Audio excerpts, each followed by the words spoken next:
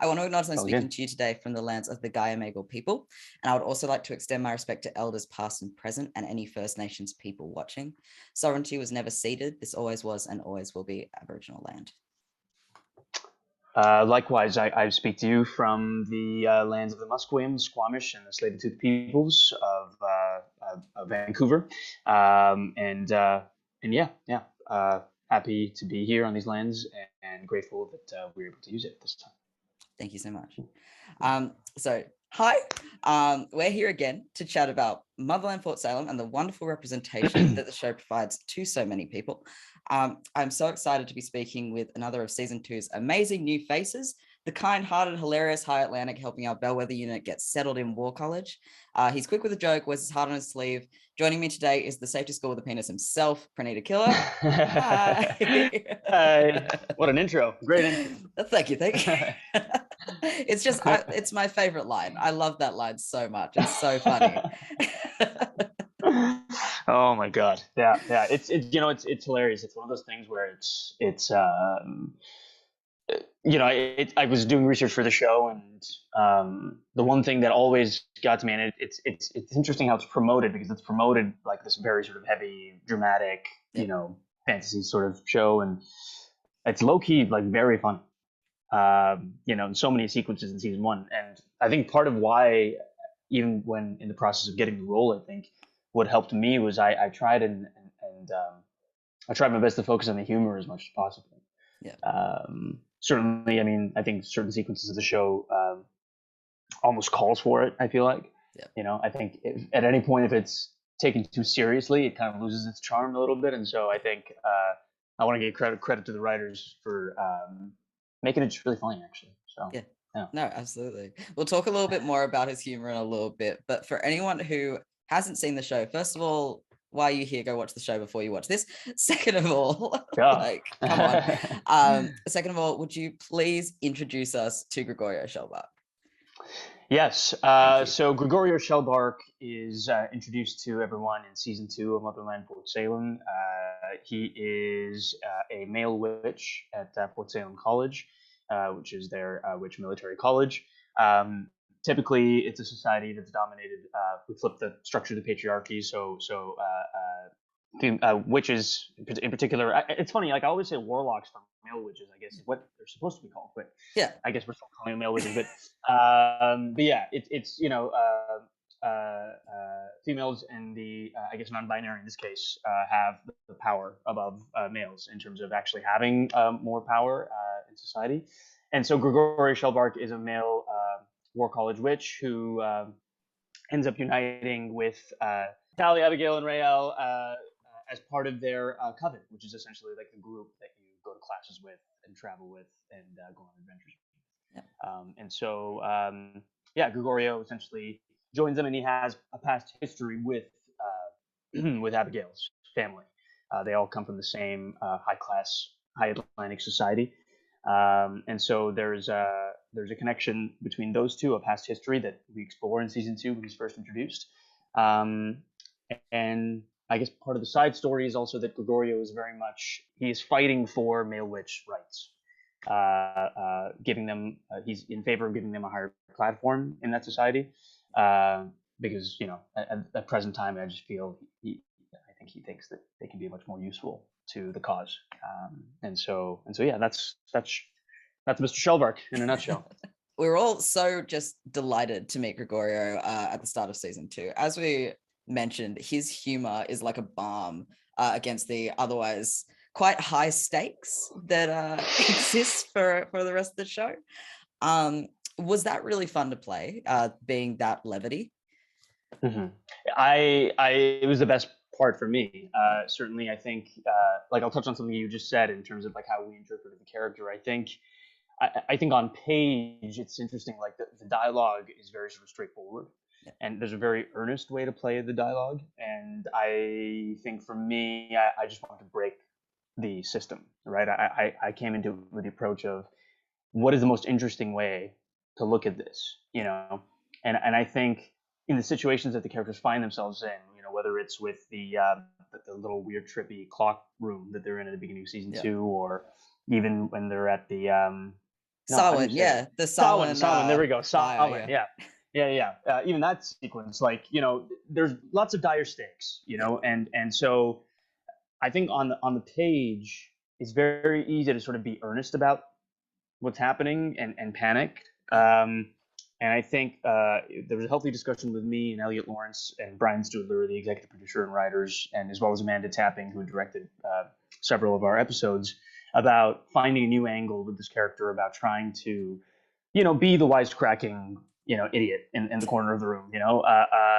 I just find that those characters, at least certainly I'm drawn to them because I love them more because they're just honest and brutally honest about the situation that they face themselves in. And I think with a character like Gregorio, I think being overlooked his whole life, even though he comes from a position of privilege, but that privilege, even within that sort of caste-like system, he's sort of overlooked just in the power structure of it all.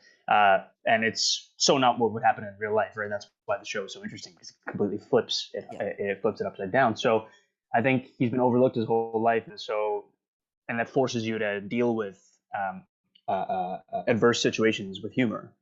That's certainly how I coped when I got bullied in school. And so I sort of worked all those things into Gregorio's backstory. And so, yeah, I mean, I think my interpretation of the character certainly was a little different than what I had initially received, which is this person that was really passionate about politics and like wanting to fight for, these freedoms and whatnot. And so the humor was why I was able to get up every day excited to come to work, Yeah. He's just got so many fantastic, like hilarious moments and also the really earnest moments. Do you have one of those that's that was your favorite, or your favorite to work on, or your favorite when you saw it in the show? I'm going to drop I don't know if it's a spoiler. Maybe I don't know if I'm allowed to say this, but there was a scene that got cut out from season 2. Actually, several. And I was disappointed by that. And I think, I understand it. We were going through a lot of logistical challenges with season 2 right in the midst of COVID, and a lot of scenes had to be cut. And unfortunately, the recurring character scenes will be cut the most, right? So we shot a lot of actually Gregorio scenes that never made it. Really? So it's an interesting tidbit I'm going to give you. There was a lot that's not aired. Yeah. Okay. There was a way more backstory with Laister's character, scenes with just him and Adil, lots that were there. There was a scene with Adil where he talks to him about, like, it's the first time that they sort of meet and start their friendship. Yeah. And Gregorio talks about Abigail as a child and them as children. Wow. And getting to know her at that age and how she's grown and changed. But he sees like a deep vulnerability in her, but he also sees a deep strength in her. Yeah. And he's telling this to Adil, that he deeply admires and respects her and wants them both to work out more than him and his family pressures to try and get that lineage sorted. Yeah. And it's a beautiful scene, but it got cut. And that one was, for me, my favorite sort of, I guess, earnest or vulnerable sort of moment that you see from Gregorio. So that's why it's interesting, because, like, the picture that the audience gets is so different from what you know what's actually there. Yeah. So yeah. When I was speaking to Diana, she spoke about another scene that was cut between Willa and Scylla. And the fans they just want all of the deleted scenes just to be bundled up and sent out, because you guys seem to film so much stuff. And it's like, it's one of those things where it's, we think as the actors, we get impacted by it, and then the audience gets impacted by it, but we don't realize the toll that it takes on the writers themselves, because they came up with the sequences. If anybody wanted them in, it's them. Yeah. It's funny, like I would like literally show up to set, and Brian Studler, executive producer, like, he'd be there, and I'd ask him, like, oh, I've noticed that scene, and he's like, oh, dude, like, don't even bring that up. Like, I've been crying about it all night. Like, what do you want me to do? I tried to fight, and so as the actor, I've had to slowly learn how to take my ego and my sort of like me kind of thing out of the equation. The decisions that are made are not ultimately personal, So, of course. I wish they had like deleted scenes, though. I don't know if they have that on the Blu-ray or they should on Disney Plus. On Disney Plus is like extra features. I think they should. So actually, I'm gonna talk to Brian about that and we'll see. Do it. Yeah. So as you said, he has so much history with Abigail. They had this shared upbringing. He clearly trusts her and cares so deeply for her. You could feel his pain when he was giving her the news about Adil's train accident. Fantastically acted, by the way. Like, Oh, thank you. you walking in there, I was like, like it felt like a knife. Yeah. But yeah, so how did you work on Gregorio's background, that history with Abigail, even if it's just stuff that you use to prepare yourself that like isn't technically canon or whatever? I'd love to just hear about that. Yeah, no, it's a good question. I think I was very much like I watched season 1 a lot. Yeah. Because that was the only sort of tangible homework I could do, was just to get the tone of the show. So I watched season 1 a lot. The one thing I noticed is there's interesting parallels to my real life as well, which is the whole arranged marriage thing. And certainly in my culture, it's very, very common still, you know, like the Indian Hindu sort of culture. But and it's slowly dying with the new generation. Of course, it's not as what it once used to be. Yeah. And so it's interesting because the whole hand fasting thing, you know, the whole ritual of that, Yeah. plus, you know, the like propagating the family lineage, you know, getting the right blood so that, you know, we're genetically superior. Yeah. You know, all those themes are weirdly still, unfortunately, prevalent in today's society. Okay. Certainly in traditional aspects of my culture. But even watching the show, you know, the whole mating thing that happens as well, right? Like those themes are very prevalent. And so in the breakdown, when it's talking about Gregorio and Abigail's shared history, I think even before I got to set, or even before I started talking to the producers, I automatically made up choices as the actor about what this character's been through and the family pressures that he has on his shoulders. Yeah. You know, and what if he himself doesn't even? And it's interesting. Like, the question could be asked, like, does he actually even like Abigail from the top, you know, of the show? And for me, the answer is no. He's honestly, I think, if anything, he's actually trying to reconnect with a childhood friend. Yeah. He's trying to reconnect with Abigail as a person, as opposed to a lover or a romantic interest. I think it's actually very clear, and I, as the actor, made that very distinct choice. Like, at no point should there be any romantic or sexual chemistry between them. Yeah. Because I just think that's not what he's interested in. And so, yeah, did lots of research by looking at season 1 and sort of the backstory of like the history of you know the society at the time and how it got to where it got to, studying General Alder's backstory as well. Yeah. And even some of the conversations. Kai Bradbury is a good friend of mine, and so asking him about his character, because even Garrett also comes from, you know, that sort of place, and so asking him the research that he did, and then of course once I got to set, I got to like talk to some of the writers as well. I think it's so interesting what you said about preventing sexual chemistry with Abigail, because like the Motherland fans love to ship everybody, which I just think is so fantastic. But one thing I've never seen is anything with Gregorio and Abigail. And I think it's because you very clearly established that element of we don't know how to act with each other, I guess. Yeah. And then also it just turning into almost siblings, just being like, you know. Well, she kicks my ass, like that scene where she kicks my ass, which, by the way, I will never, that gif or gif or whatever of me getting my ass handed to me and completely, like, just that thing will haunt me for the rest of my life. I just keep getting tweeted that, and so many fans have been so wonderful. I love their sense of humor, where they've just been putting me in different, like, there's one with like me like fighting Pokemon or whatever that made me laugh really loudly. And it's funny too, like that piece of choreography, like we rehearsed that a bunch of times. We did it, we filmed it, we did like 6 to 10 takes. Yep. And of course, not every take is going to be perfect, and you just trust that they're going to use the best take. And of course, they use the take where my body's going in one completely direction. It's literally like she's hitting me, and I go the opposite direction, which is not physically possible. So of course, that's the one that they end up using, and I get absolutely roasted on it on Twitter that entire time. But anyways, that's besides the point. The question was about I think it, and that's the writers. Like on the page, it was very clear. It was sibling dynamic. Even me and Ashley in real life, like we just tease each other like we're brother sister, like every day, and that naturally lends itself to the on-screen chemistry, on camera as well. And so a lot of that we don't even have to try. Like it's a lot of it was very sort of natural. It kind of just lent itself that way. And if anything, me and Adil have been trying to ship a Dorio. If anything, Yeah. So I think yeah. So if anything, I was trying to push for that more than anything else. So yeah, we had some good fun on set. That's good. Yeah. I think we're gonna talk about Adorio in a little bit, actually, because yes, free publicity. I want to hear everything you want to say about it. I do want to talk a little bit about Libba, R.I.P. Bless her soul. Everybody's hearts broke when Gregorio told Abigail, "I'll say hello to Libba." In the Samhain episode. That one really affected me. It was such a tiny moment. It's so clear there was a lot of love there. It felt very real.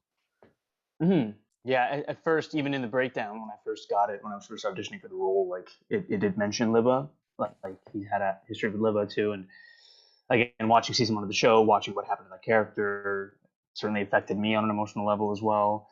And then kind of putting 2 and 2 together made it much more real to me. And I think part of that is just setting up the backstory for the character, because he's a person that loves deeply, and I think maybe that's not apparent off the get-go because he's very sort of snarky and whatnot, but as you saw little glimpses of it, even him defending Tally, during the silent sequence. And there's another scene that was cut that like he comes to the defense of Abigail in front of her mother as well. During the scene where they're having the dinner. Yeah. As well. Like all those little moments, I think it just shows to me, at least, the character has a deep sort of affection for the people around him. And he even says when he first gets introduced, where he's in the bedroom, right, about the funeral, and how he actually like deeply misses her and stuff. But even then, like, it's one of those things where I also don't think I think even that matchup was a forced one. Yeah. Right. It's an interesting thing because I don't think, again, he was truly in love with Libba either. Yeah. I think it was very much what is the best possible course for continuing this high Atlantic lineage. Yeah. And so for him, it's seeing his friends die affects him on a deep level. And so like I think as the actor in that scene. I mean, that day we were shooting that scene with the candles and everything like that. That was the end of a long, long week. And so we all were emotionally raw and vulnerable and tired at that point. So that emotion was easy to process. It was just more, understanding who the character is, Libba was for me at least, I enjoyed the scenes that she had. I wish I'd met the actor in real life. I never got a chance to. But from the cast and what I've heard, like she was wonderful to work with, and so I was just excited to get to play in that world, get to be a tiny part of her story as well. It's interesting because the cast was clamoring for a scene where, because we see Tally, like we see the scene of Tally with the candle sequence, and I know some of the main cast was clamoring for a scene of Gregorio and Libba, which I'm very curious to see what that would have been like, but. It would have broken too many fans' hearts. I think it would have been too hard. I know. Let her rest. And I guess I know. Seriously, the show's not about you, Gregorio. Yeah. If anything, I just wish. I think, and here's the thing too. I know what happened in season 3, so I can't really say anything. But like, let's just say I am happier at what they've done with the character more. Okay. Cool. Let's just leave it at that. Yeah. We'll leave it there. That's very good to hear. Though every part of me is begging to ask more. There's also, you touched on it, the relationship with Gregorio and Tally. What I think really stands out for me personally about Gregorio is that even though we only see the edited version, it's still so clear how fiercely protective he is and how deeply he does love. It's almost like he deeply and very quickly loves the people around him, which is such a lovely personality trait to have. How do you feel about that relationship with Tally? Is, you know, because it is a bit Yeah. unique, I think. Yeah, I think, well, it's the interesting dynamic, right? Because one is from the High Atlantic lineage, the other one is mixed, right? And so it's an interesting thing of, you would expect somebody like him to go that direction, but knowing what we know about him and knowing sort of the disdain that he has for those High Atlantic politics, what would he actually be attracted to? And I think it's sort of an obvious direction to go in character-wise. Like it makes sense character-wise, right? Motivationally, like I think him going towards somebody like Italia or being attracted to her is sort of an obvious one, just from that regard. Forget physical and sexual chemistry. It's more just, you know, like as a character, what would he be attracted to?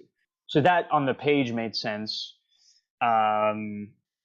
I will say certainly yes. Like throughout the season, if people saw hints of that, I mean, I have to be careful because I don't know how much I can say, but like those moments were very much done on purpose. Like they were done with a lot of great intentionality. They weren't just like moments that we kind of came up with on the spot. It was more just, you know, like even from this scene where Gregorio and Talia are at the I think it's like episode 3, when she has the visions of Nicta, Nick Batan and stuff, like that scene. It's interesting. The edit showed a slightly different version of that scene, but we did several takes where the way Gregorio enters and calms her down. You know, there's one version that was much more like sort of loving and like hey, if I'm here if you ever need anything. You know, and so the seeds have been planted purposefully. You know, there's no, you know, there's no ifs, ands, and buts around that. It's just a matter of, you know, eventually their journeys will take them like this, as we see, like at the end of season 2. And yeah, that's all I can say about that. But I mean, I think yeah, it was certainly what me and from Jess, me, what Brian and Amanda discussed on set. Like it was very much just like a, you know, this is an obvious attraction. Right, whatever this person represents. And then on top of that too, just once he's part of a coven and once you're in the military, like, you know, you have a certain set of disciplines, you have a certain set of rules, and team. It's all about team, right? It's all about teamwork. And so automatically, if you have a team leader like S, who I love to death, you're going to follow them, you know? And so yeah, he's a good soldier at the end of the day, you know? I see. I love that you mentioned S. They spoke a lot when I spoke to them about M being like a supporter for the unit, more so than being the, you know, person they're looking up to, being somebody who's there to lift the entire group. Because that's what a fundamentally good leader does, is they want people to succeed around them. Gregorio and M's relationship is very interesting because they have been together a little bit longer than the unit has been in the coven. Because he comes from this high Atlantic society, do you think his reaction to authority is a little bit different than some of the others? And how do you think they sort of, because we don't know too much about M's backstory, but very good question. I think again, there was another scene that we had with Adele and M and Gregorio that might have lent itself a little bit to this. So it's interesting, you know, like I'm watching the show and like fan tweets and all that stuff, and I'm just like, oh man, if they only knew like all the stuff that you know that was there. But I think yes, he's certainly been there before. I do think because his character tendency is to push away from that background and push away from the sort of the ridiculousness of it, and even he even makes fun of it, like with Adil, right? When he's just like, oh, there's 3 fathers, and you know, what do you mean? It makes sense, right? Totally cool, totally normal, you know. And he's very like sort of sarcastic and dry about it. I think working with somebody like M is actually a change of pace for him. You know, because what M represents, and again, very purposefully done, what M represents is a break from tradition, a break from the standard patriarchal structure and sort of the very sort of black and white approach that we have had for so long in society. M represents a new guard. M represents the new, a changing of the guard, so to speak. And so I think for someone like him, who's fighting for male witch rights, who's fighting for a new platform, who's all about moving forward and progress, I think M for him is the manifestation of that. And so yes. Now I'm also kind of making this up on the spot here a little bit because it's not like we unfortunately didn't have that many scenes together. Of course. I think there's a great deal of respect of that, he has for them, and as a result, I don't necessarily. Maybe it's not taking orders from them. Obviously, they do throughout the season. They do, but I'd like to think that because there's a great mutual respect, it's more of a collaborative effort. And it is interesting because he does have a lot of power. Like even in the various sort of action sequences that we shot, there's a lot of like when M gives orders, he's the next one to fall in line and distribute those orders. So I would say in terms of leadership or seniority, certainly both of them are at the top, and then the rest follow. Of course, at the end of the day, we have our three main characters, and so the story has to highlight them.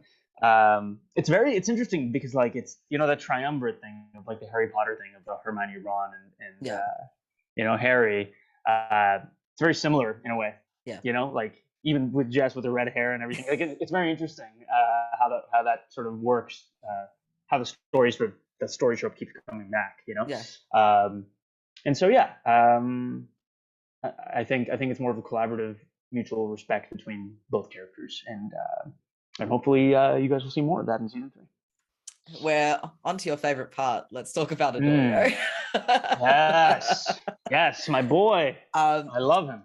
It's just the most wholesome thing honestly, in season 2, there's so much intensity and so much stress that when you two are on the screen together, it's just like, okay, we can breathe for a second. Let's just relax and just watch them be delightful. So I also love that Adil was just straight up teaching Gregorio mother tongue. Like that was hilarious. I love that. Yeah. Which is why that scene, it's funny, that scene, like the scene that I told you that got cut and stuff, like like there was like 2 scenes like that. That's technically supposed to be the 3rd scene. Really? Between them. You know what I mean? So you see their friendship developing over time. It's interesting. Like that's the first scene that you all saw of their friendship in a sense. But well, I think it's a traditional opposites attract kind of, rule. I think it's certainly opposites attract, but also both of them have a purity of heart. They're both so honest and they're both so pure of heart that like they respect that in each other.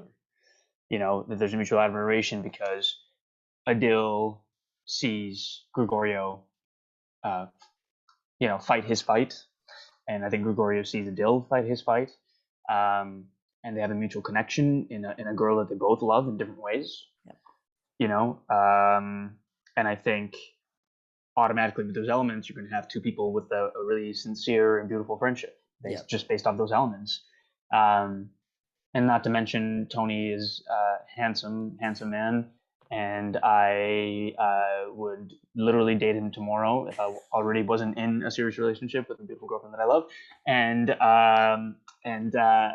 just even Tony in general, like in life, like he's just the kindest soul that I've ever met, and so each time we work together, it's just like it just feels so refreshing because.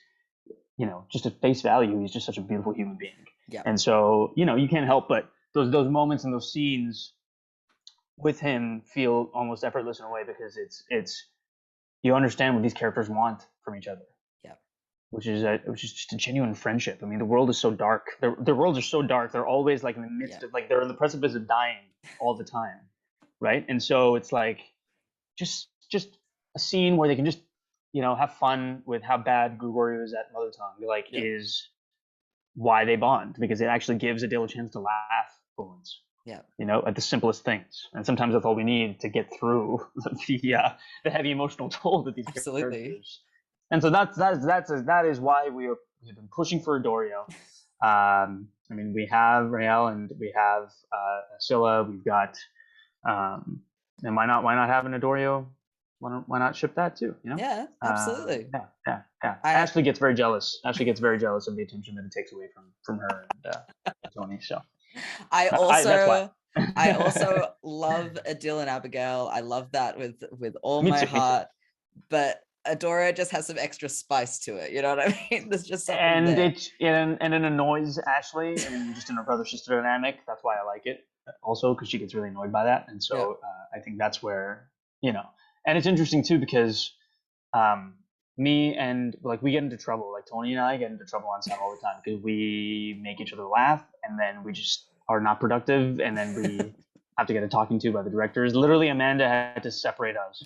Oh, like she had to be like, you're both are getting a timeout. Like you both are not allowed to hang out with each other. You're not allowed to stand beside each other. Like we literally turned into you got like 11-year-old school kid. Oh my god, we turned into like 11-year-old boys, like just fully just being absolutely naughty and just like teasing people and teasing each other and just like being an absolute, just being very rowdy. Like we just like start because we're just really silly and stupid sometimes, and Tony and I have the same sense of humor. We're just idiots sometimes. We just like love, doing dumb things, and so that gets in the way of overall productivity. They're like, we won't get the scene finished if you both are being this way. So please, can we please come back down to earth for a second? Please take your job seriously. Yeah. And yeah. You said that Gregorio is bad at mother tongue. True. How was it for you learning mother tongue and doing those mother tongue scenes? Because what a language. Yeah. Goodness me. Yeah. Well, we're going to give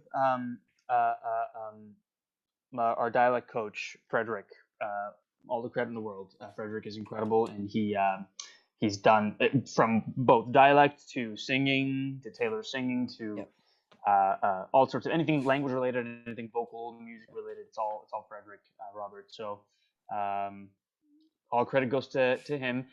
I will say that because I'm multilingual and I speak Hindi and different Indian languages plus English and a little bit of French as well. I'm used to I can pick up the mother tongue. It's not the way the sounds work with that language. It's very similar to a lot of Indian languages. So it actually came really effortlessly for me. I was able to be really good at it really quickly. Oh, awesome. That's the problem. Yeah, that's the problem because they're trying to make me sound bad. Yeah. And so a lot of what Frederick was doing with me was trying to make me sound bad. Yeah. Because you're just like, no, that's too good. You can't say it like that. Otherwise, the scene doesn't make any sense. Otherwise, if you're too good, then he's not going to be able to correct you. So just And then my argument to that was, it's not a real language. Nobody knows if it's good or not. But anyways, but yeah, it's interesting. I had to unlearn. Yeah. I wish I spoke more. Yeah. And it's interesting, even that scene, the final scene, when Alder and Tally have that fight. Yeah. It's the language and the way it's not just about the words, it's also about how you say the word, the intonation and it's tonal, right? Tonal and how musical it should sound. You can't do this with the end of the words. You have to go like this with certain words in the middle, certain vowels. You can only go like this. And you can't go up. It's very, learning all of that was very, very fun. I mean, that's why we do what we do, because it's fun that we get paid to learn fake languages. It's incredible. Yeah. You should have just learned mother tongue and done all these interviews with us in mother tongue. Look, that would be a hilarious move. Just subtitles. Just full mother tongue subtitles. So this is my favorite question to ask anybody. If you could create your own piece of work for just your life, what would it be? So Taylor said that she would like something so she can get out of the house on time, something Bewitched style to get her ready. Arlen's and Jess said something closer to world peace. So there's a spectrum. You can go anywhere along there, big or small.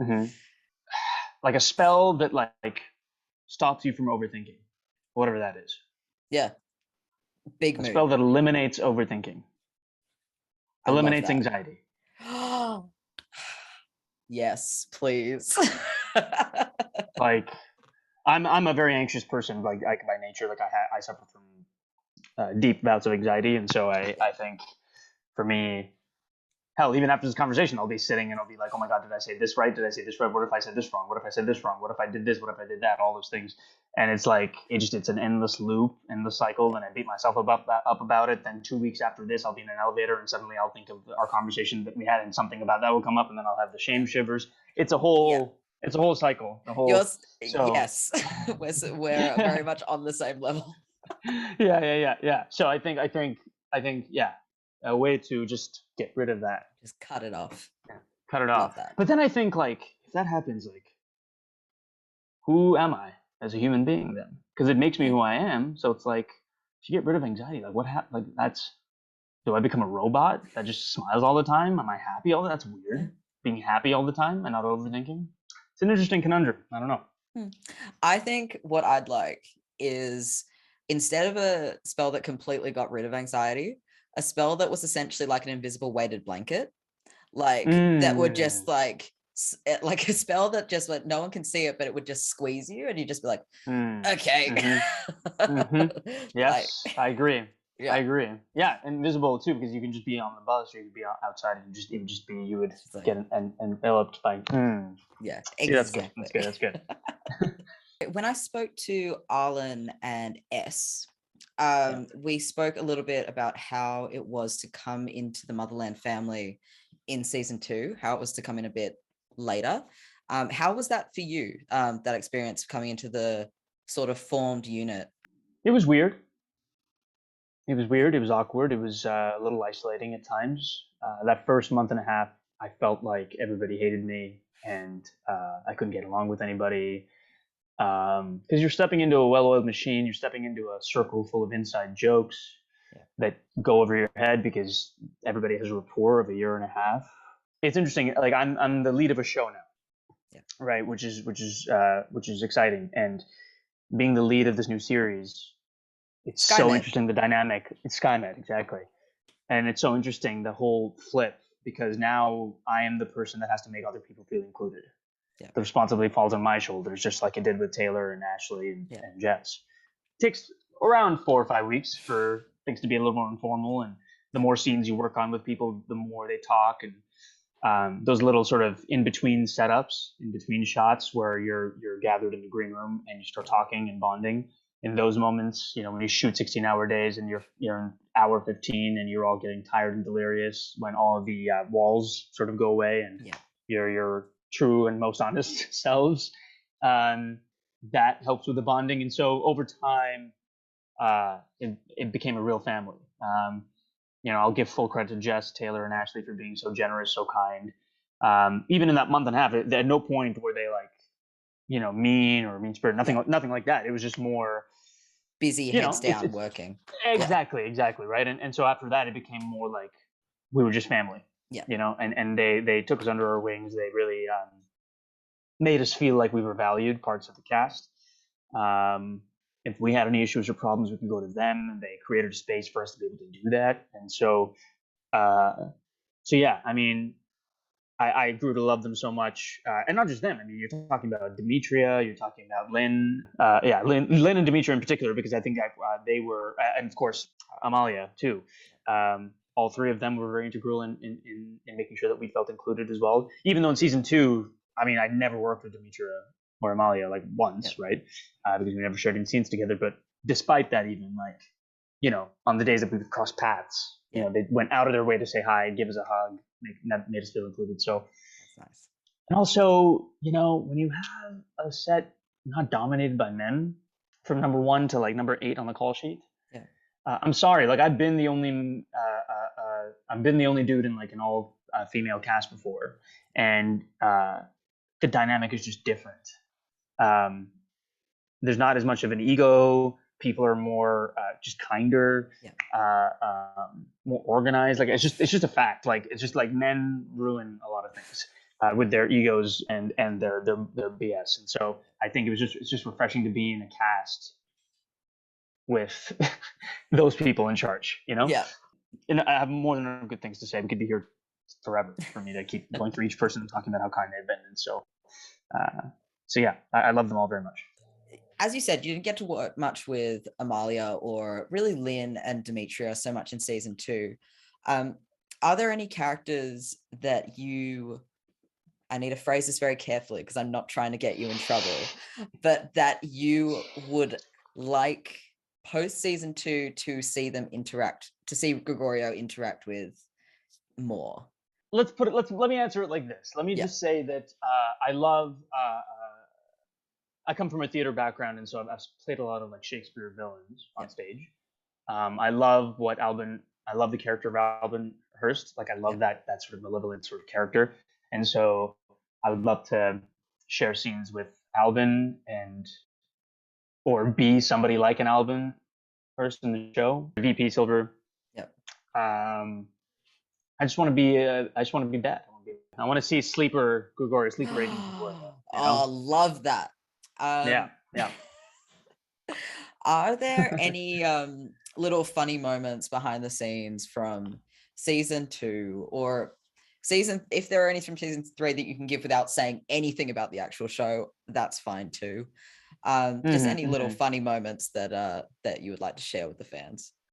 I would say, okay, season 2, I mean, there's a lot, but I would say season 2, Jess and I couldn't keep it together for one of the scenes. It's the end of season 2 where I'm saying bye to her for the last time, or like we destroy those soldiers or whatever, and then it's like take care of yourself or whatever, and then him and go off. That scene, like we couldn't get through it because each time I was trying to be sincere and be like take care of yourself or whatever, like we just started laughing every time. And Amanda had to keep calling cut because we kept laughing. And then there was one time where I was like, take care of yourself or whatever, but instead of like shaking your hand or whatever, I went for the fist bump because I just lost my brain for a second. I went for the fist bump and she went for the hand, and then we both were like this. And then that broke us down even more and started laughing even more. You sound like a menace.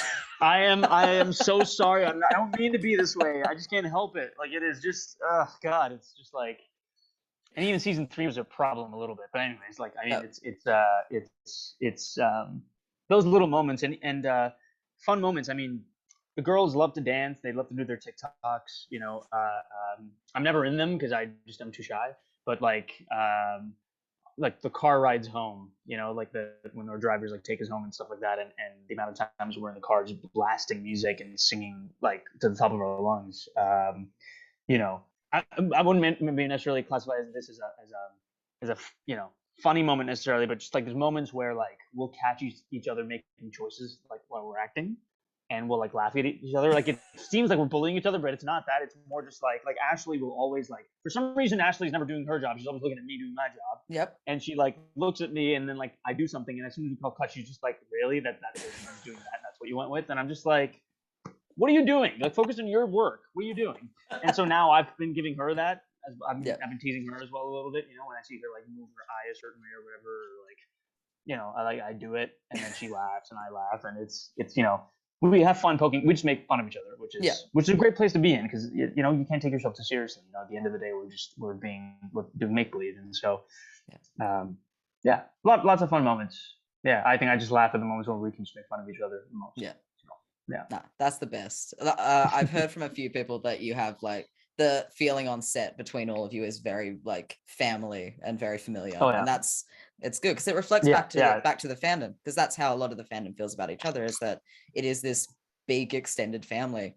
Oh my God. Yeah. So how does it feel for you to be involved in a show that has sort of champions diversity and has such positive representation for so many communities? It's a dream. It's a dream come true. I mean, I think Motherland is a show that actually really is a walking beacon for many showrunners out there, many shows that are being developed of how to do diversity right and correctly. You know, you look at all sort of the romantic interests that have come on the show. You look at all the recurring characters, like so many of them are people of color.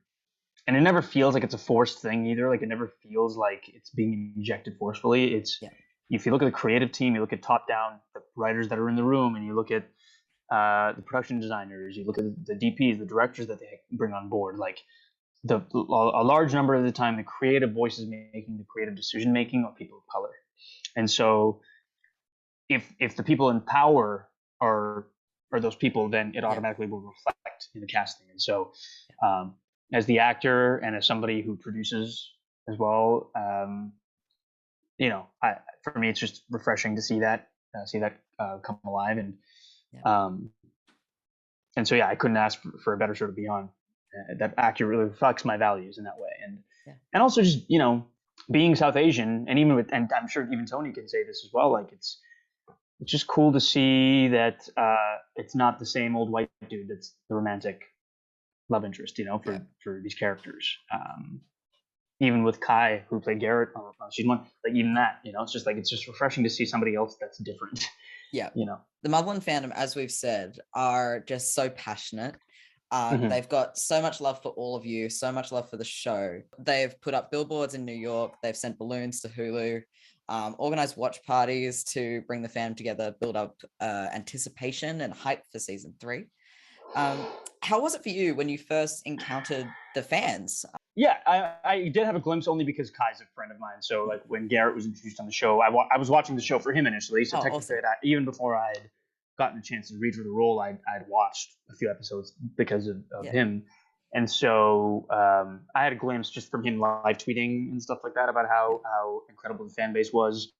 And certainly for me, even the shows that I've done in the past, whether it was a Netflix series that I did or even just like Nancy Drew before Motherland happened, like the fans on that show, even though the fans of that show hated my character, which I'll take as a compliment because he is a complete, toxic presence on that show.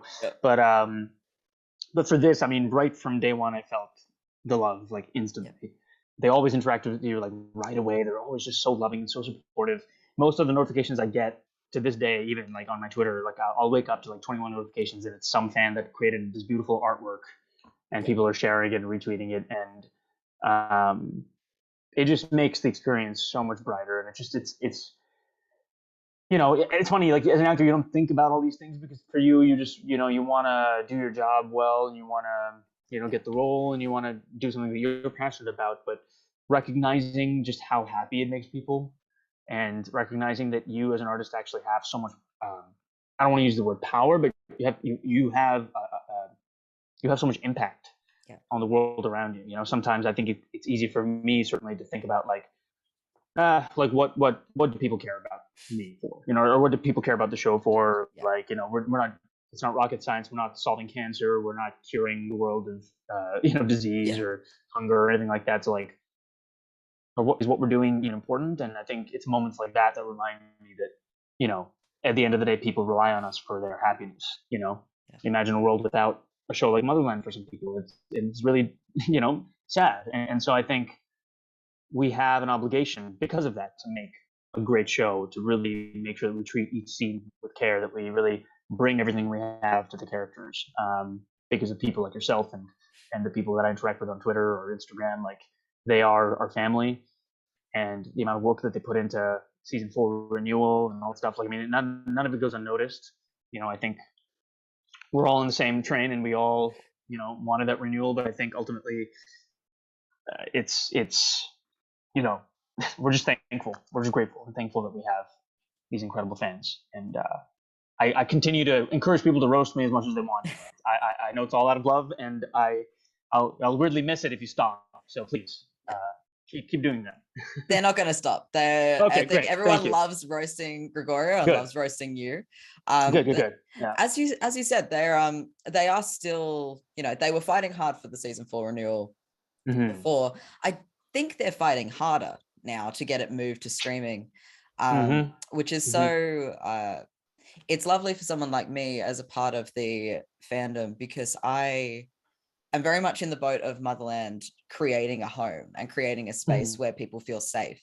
And I think the key is that people really want to hold on to that and are going to keep fighting until it goes to Netflix or Hulu or wherever it ends up going. So do you have any messages that you'd like to send to the fans, to keep them fighting, or, whatever you'd like to say? Yeah, I would say, keep, I mean, ultimately I would say, keep the fight going. I mean, take care of yourself first, first and foremost. Nothing is worth, your mental sanity and your health. But the support is being seen by not only us, but by the executives. Even when we were wrapping season 3, like I had a conversation with Elliot Lawrence, who's the showrunner, and even they, even he notices it all. And even they're also fighting. Never say never. I mean, you look at the amount of shows that have been canceled and then found themselves on a different platform. It happened. It has happened. You can be rest assured that season 3 is an incredible season, and that you will all enjoy watching it. And it sets up a nice, satisfying trilogy. If you looked at season 1, 2, and 3, and so rest assured, we did our work. I know that. Like we put in blood, sweat, and tears into making the season the best it can be. Yep. So I would say look forward to that. Cherish each moment that you get to watch each episode. We'll be there live tweeting with you along with you all, and yeah, keep fighting the good fight. I really do appreciate it. I see it, and I love you all so much. So thank you.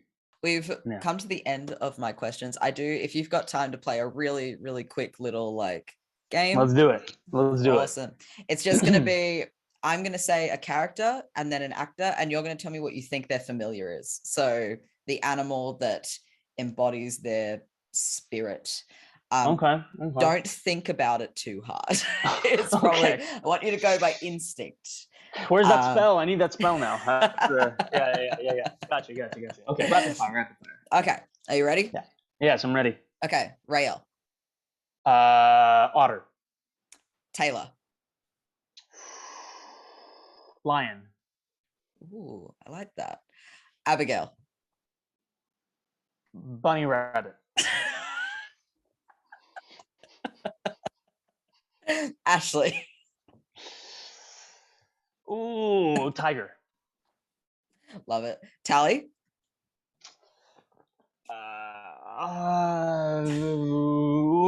Rabbit. Bunny rabbit. Jess.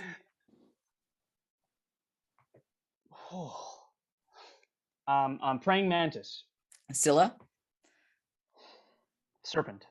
Ooh, Amalia. Ooh,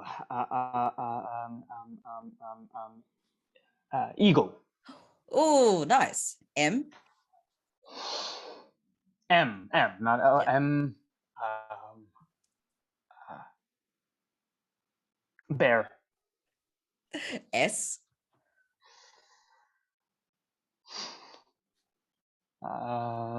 Cheetah. Ooh, yeah, I like that. Anacostia. Ooh. Anacostia would be I'm gonna say crocodile. Demetria. Flamingo. Lynn. Lynn. I'm gonna say Lynn is leopard. Alder.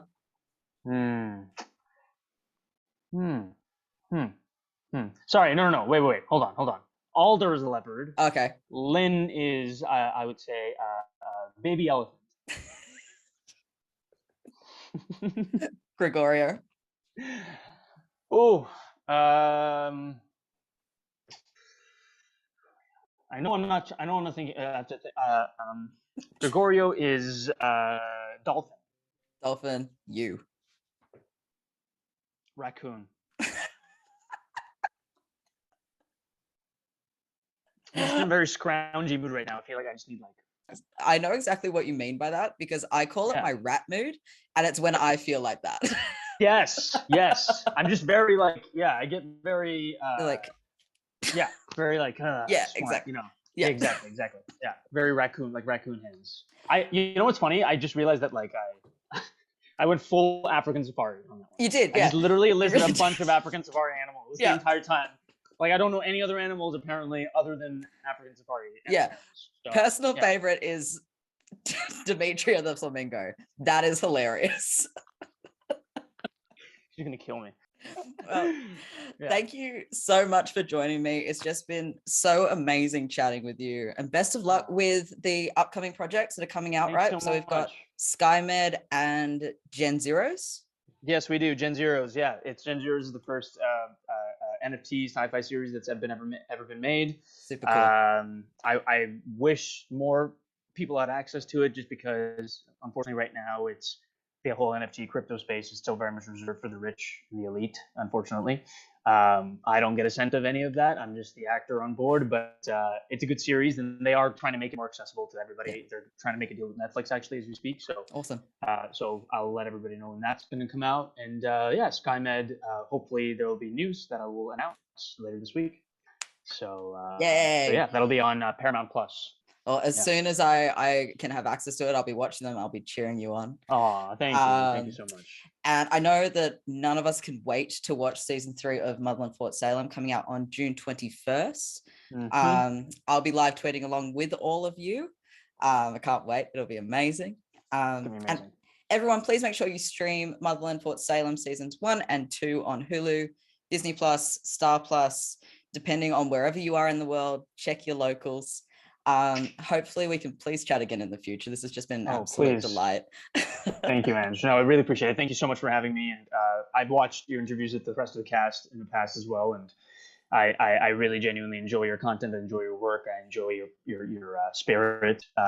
That's so sweet. I think you're just super kind, and I think you make us all feel at ease when talking with you, which is why when you'd asked me to be on the show, I instantly jumped at the chance because I've been a fan. So thank you so much for all your work. That's so nice. You're very loved and very respected. We talked about you on set a few times now on season 3. So thank just letting you know. That's, yeah. I'm gonna cry. No, hey, you're making an impact. You are. Thank you. Have just the most lovely afternoon. Thank you so much. This has just made my day. I'll speak to you again. Hopefully we'll speak again post season 3. Let's do it. I'm very interested. Yeah. Have a great afternoon. See you. Take care, guys. Thank you. Okay. Bye. Bye.